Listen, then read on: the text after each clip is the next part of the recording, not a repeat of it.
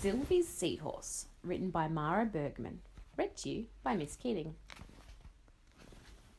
It was Saturday, and Saturday was swim day. "Can we go soon?" asked Sylvie at breakfast. "Yes," said Mum, "but first we must feed Joy's cats."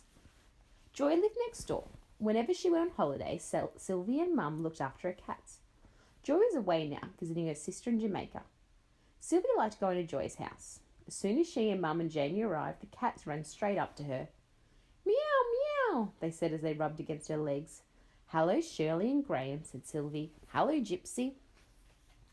Mum unlocked the back door and Sylvie took a tin of cat food from the fridge. She scooped out the food onto 3 plates and put them outside on the step.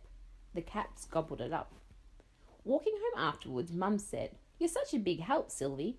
"So can we go now?" Sylvie asked. She liked being a big help, but she liked going to the pool even more. Mum was teaching her to swim. "Of course," said Mum, and soon they were on their way. When they arrived at the sports centre, Mum and Sylvie took Jamie to the creche. There were lots of other babies there too. Then they went to the changing room. There were rows and rows of lockers. After changing to the swimsuits, they piled their clothes into one of them. Mum gave Sylvie a pound coin and Sylvie pushed it through the slot. She shut the door and gave the key to Mum. Mum wore it around her ankle. The pool was huge and blue and friendly. Lots of people were in it already, swimming and splashing and playing.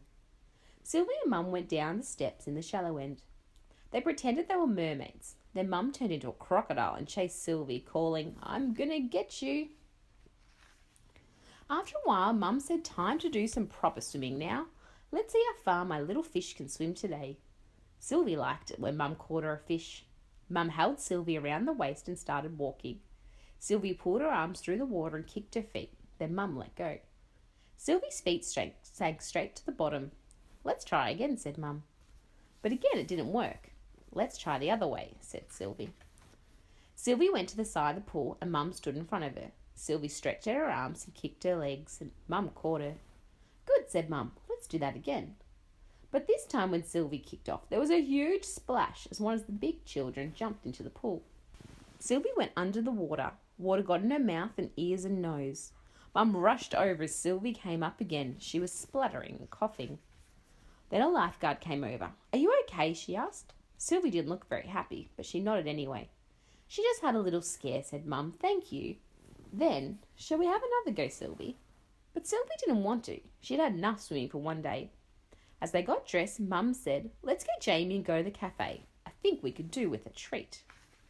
Jamie was happy to see Sylvie and Mum, and he loved going to the cafe.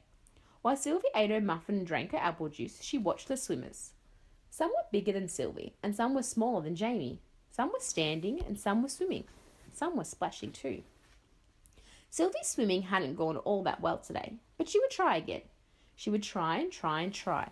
Sylvie knew that one day she would do it. She would swim just like a fish. Every morning that week, Sylvie and Jamie and Mum fed Joy's cats. On Saturday, when they got back home, the phone rang. "It's Uncle Jack," said Mum. "He's taking Matt to see the fish at the aquarium. Would you like to go along, Sylvie?" "Yes," Sylvie shouted. She liked fish. "It means missing our swim," said Mum. "Just for today, though. What do you think?" Sylvie thought about last time when a big splash had stopped her from swimming, and she still wanted to learn to swim. But she liked the idea of doing something else today, especially with her cousin and uncle. "I'd like to go with Uncle Jack and Maddie," she said. "Good," said Mum. Then speaking to the phone again, she said, "She'd love to go, Jack. See you very soon." It wasn't long before Uncle Jack called out, "Anybody home?" He always said that when he came over. "We're going to see sharks. We're going to see sharks," said Matt. He was excited. "Have a lovely time," said Mum, "and be good." She and Jamie waved goodbye at the door. At the aquarium, Sylvie and Matt and Uncle Jack brought tickets from the desk. Then they went through the turnstile. Sylvie couldn't believe how many tanks of fish there were. More than anything, Matt wanted to look at the sharks, so they went straight there. They watched them for a long time. Finally, Uncle Jack said, "I don't know about anyone else, but I'd like to see some other fish."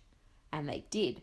They saw fish with stripes and fish with spots, colourful fish darting in huge tanks, and shoehorse crabs they could touch.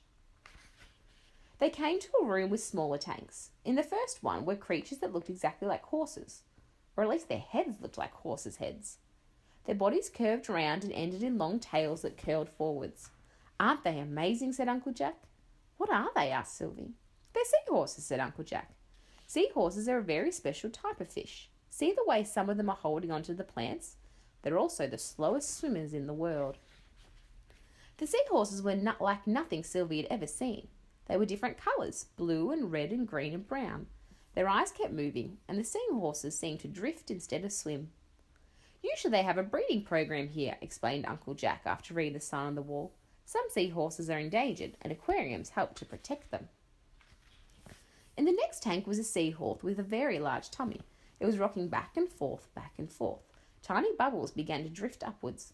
What are those bubbles? Matt asked. I don't think they're bubbles, said Uncle Jack. Look very, very closely. Sylvie and Matt did. Uncle Jack was right. They weren't bubbles at all. They were seahorses, and there seemed to be hundreds of them. Each tiny, perfect seahorse was no larger than a comma in a book. After shooting out from the big seahorse's tummy, they slowly drifted to the top of the tank. Aren't they sweet, said Sylvie. What a lucky mummy to have so many babies. Uncle Jack laughed. Actually, that's the daddy. The daddy seahorses have the babies. Sylvie could have watched forever. It's getting crowded now, said Uncle Jack. It's time this daddy got his little seahorses home. Goodbye, Sylvie whispered. All the way home and for the rest of the day, Sylvie thought about seahorses. That night she even dreamed about them. In her dreams, Sylvie was swimming. Sylvie was swimming with seahorses. The next Saturday was cold and wet, and Mum said, this is the last time we'll need to feed Joy's cats. Forever? Sylvie asked. No, said Mum, just for now. Joy is coming home today. The cats came running up to Sylvie like they always did. She put their food on the plates and put the plates out the back. Mum wrote a note for Joy. Welcome home, Joy. Hope you had a great time. We fed the cats at 8:30. See you later. When they got home, Mum said, let's get ready for swimming. Sylvie had almost forgotten about swimming. It seemed like such a long time since they last went. Can Jamie come in the pool too, said Sylvie. He'd love that, said Mum. Sylvie was glad there weren't too many people in the pool, and she didn't want to get splashed like last time. She and Jamie and Mum played Ring of Rosies. Jamie laughed. They played Humpty Dumpty. Jamie laughed and laughed. They played Motorboat, and that was the best of all. Jamie didn't even notice when he got splashed in the face. Okay, young man, said Mum. Sylvie liked it when Mum called Jamie a young man. You're having a rest now. Mum put Jamie into one of the playpens by the poolside. Straight away he started playing with the dolphin. Now, my little fish, Mum said to Sylvie, let's see you swim. Remember to take it nice and slowly. A few more people were in the pool now, but Sylvie was feeling brave. She went to the side and stretched out her arms. She kicked off with her feet. Mum caught her. Again, said Sylvie. This time Mum stood back quite a bit when Sylvie kicked off, but Sylvie sank before she reached her. Mum rushed over just as Sylvie popped out of the water, but Sylvie was smiling. I remember to hold my breath, she said, and shut my eyes. Good, said Mum. Let's have another go. Sylvie pushed off the side of the pool again. She wanted to swim so badly. She remembered all the fish she'd seen swimming at the aquarium, especially the seahorses. They may be the slowest swimmers in the world, but even the tiniest one could swim as soon as they were born.